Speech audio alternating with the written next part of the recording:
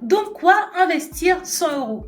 Tu veux investir 100 euros, mais tu ne sais pas dans quoi les investir, comment démarrer. C'est ce qu'on va voir aujourd'hui. Savais-tu que si tu investissais 100 euros sur un support à 10% pendant 35 ans, tu aurais 350 000 euros? Si tu triplais cette somme et que tu investissais 300 euros sur un support à 10% pendant plus de 35 ans, eh bien, tu serais millionnaire. La plupart du temps, les gens pensent que pour construire un capital important, il faut investir de grosses sommes. Eh bien non, avec un capital moyen, par exemple 100 euros, 150 euros, 300 euros tous les mois, tu peux faire de belles choses. Tu peux te construire un patrimoine très intéressant. La seule condition, c'est de ne jamais retirer ton argent, de toujours le laisser investi pour pouvoir profiter des intérêts composés. Mais avant qu'on se lance et que je te dise dans quoi moi j'investirais ces 100 euros, je vais te présenter 3 erreurs que les investisseurs font très souvent.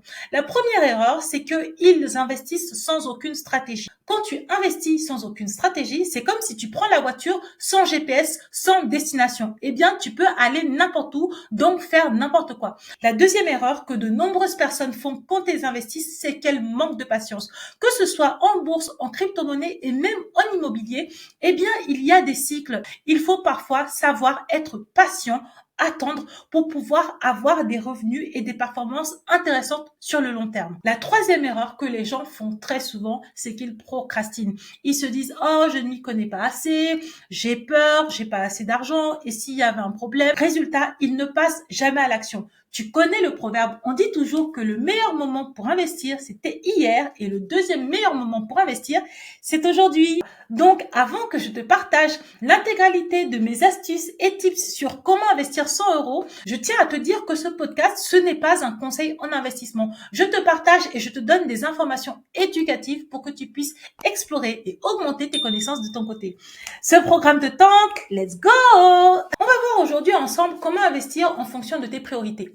La première chose, c'est que si tu as un profil plutôt prudent, un peu comme le mien, c'est-à-dire que tu aimes prendre des risques mais pas trop, tu as envie de faire travailler ton capital, mais tu as aussi envie d'avoir des revenus réguliers, eh bien, les actions à Dividend King sont très intéressantes pour toi. Pourquoi est-ce que je dis ça? Parce que, en fait, les actions à Dividend King, ce sont des actions dont les dividendes n'ont cessé d'augmenter régulièrement depuis plus de 50 ans. Très souvent, ça correspond aussi à des entreprises qui sont grosses, anciennes, solides, profitables et stables durant les années. Donc, tu modules le risque. Tu n'es pas en train d'investir sur des entreprises dont on ne connaît pas l'histoire, on ne connaît pas le passé, on ne connaît pas les performances. Après, tout est possible, hein. Il s'agit des investissements boursiers, mais tu es quand même en train de partir sur des entreprises avec un risque qui est modéré. L'autre avantage aussi, c'est que vu que le prix des dividendes augmente année après année, eh bien, tu peux lutter contre l'inflation. Ce sont vraiment des produits d'investissement qui sont intéressants parce que à chaque fois que tu mets de l'argent là-dessus, comme la valorisation des entreprises et la valorisation des dividendes augmentent, au moins tu fais travailler ton argent et tu as des revenus régulièrement. Le troisième avantage, c'est un avantage qui est non négligeable, c'est que ce sont des actions que tu peux revendre avec une plus-value sur le long terme. Comme je te l'ai dit, il s'agit d'entreprises solides qui ont fait leurs preuves sur le long terme et la bourse a montré depuis des centaines et des centaines d'années que c'est l'un des moyens d'investissement les plus rentables. Donc, investir sur des entreprises Dividend King avec des dividendes qui augmentent d'année en année, c'est investir sur des entreprises dont la valorisation augmente régulièrement. On n'est pas sur des performances comme les entreprises de la tech. Attention, je suis pas en train de te dire que la valorisation va faire x2, x10, x30 en 10 ans, 20 ans, ça personne ne le sait. Mais le passé nous a montré que c'était des entreprises dont la valorisation n'a cessé d'augmenter et quand on analyse les perspectives d'avenir, on ne peut qu'être confiant. Pour te donner un exemple concret, je vais te donner l'exemple de Coca-Cola. Actuellement, investir sur un titre de Coca-Cola, c'est investir avec moins de 100 euros. J'avais regardé aux dernières nouvelles, c'était 68 euros très exactement. Donc, on est sur un budget qui est plutôt raisonnable et en contrepartie, tu vas avoir des dividendes quand tu auras investi sur une action Coca-Cola. En parallèle, si on analyse l'évolution de la capitalisation boursière de Coca-Cola, en 2015, cette capitalisation boursière était au-dessus de 186 milliards de dollars et en 2025, cette capitalisation boursière, elle est de plus de 296 milliards de dollars. Donc, on ne peut pas nier que la hausse, elle est significative pour l'action Coca-Cola. Donc, quand je te parle d'investir sur une action à dividende king, eh bien, c'est investir sur des actions de type Coca-Cola et des actions et des produits de ce style. Il y en a énormément. Donc, tu vois, si ton profil, c'est d'avoir de l'argent et des revenus récurrents, de ne pas trop te prendre la tête et d'avoir des produits qui augmentent petit à petit avec le temps sans trop mettre ton nez dedans, choisir ce type de support peut être très intéressant pour toi.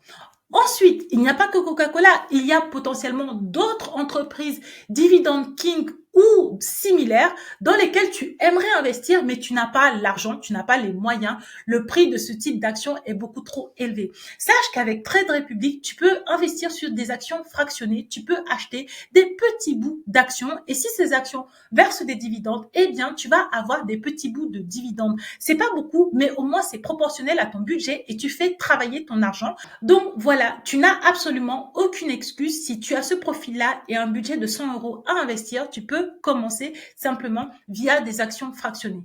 Alors, comment est-ce qu'on investit sur quel support? Eh bien, c'est simple. Tu peux investir via un PEA, plan épargne action, si tu vis en France et si les actions qui t'intéressent sont des actions françaises ou européennes. Il en existe aussi et c'est tout à fait possible. Cependant, si tu veux par exemple investir sur du Coca-Cola, qui est une entreprise américaine, tu vas ouvrir un compte titre et tu vas pouvoir stocker tes titres sur ce type de support.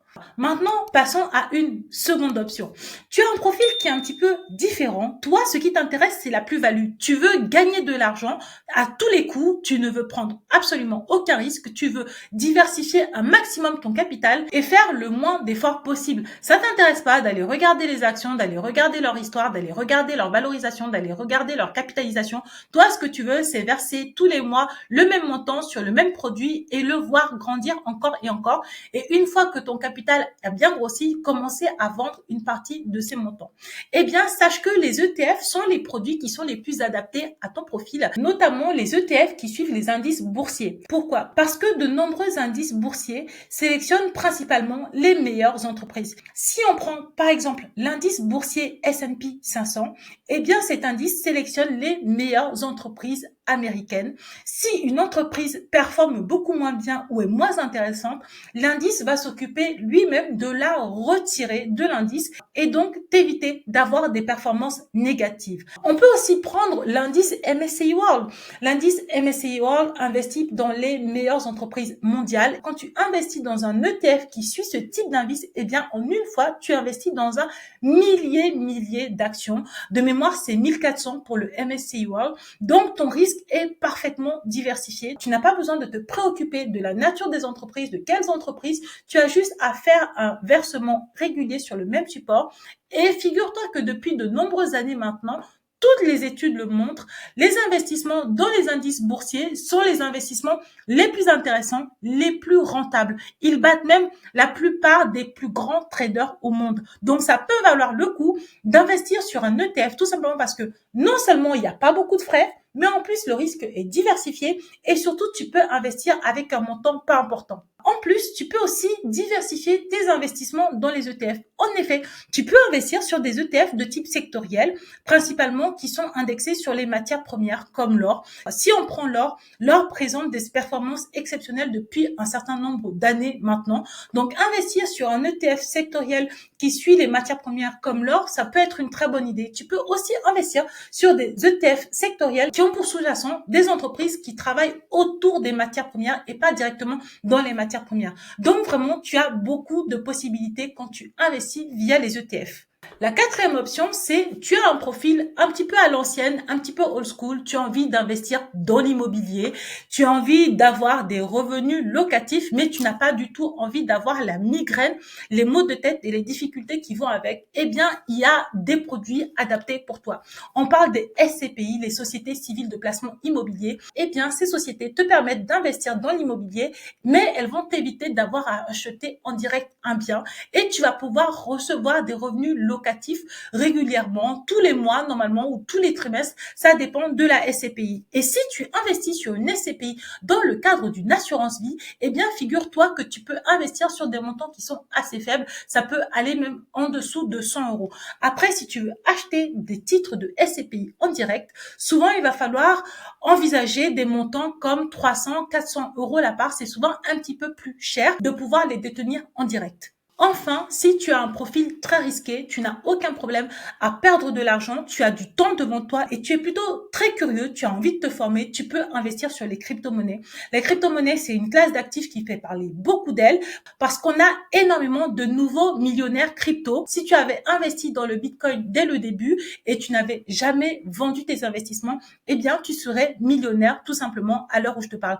Et il n'y a pas que le Bitcoin, il y a l'Ethereum, il y a le Solana, il y a énormément de crypto-monnaies qui ont créé de nouveaux millionnaires. Personnellement, les crypto-monnaies, c'est un actif que j'aime beaucoup. J'ai investi dedans. Ce n'est pas si compliqué. Il faut par contre quand même bien se former, savoir ce que l'on fait pour pouvoir gagner de l'argent. On n'a pas spécialement grand-chose à faire. Il suffit de choisir le bon projet et d'attendre. Et au fur et à mesure que les cycles passent, de surveiller ses investissements et de bénéficier des résultats. Voilà, on arrive au terme de cet épisode. Si tu veux en savoir plus, je t'invite à télécharger mon guide dans lequel je donne des informations pour améliorer tes finances. Et il est gratuit. Il te donne accès à plein d'informations sur tes finances, sur l'économie en général.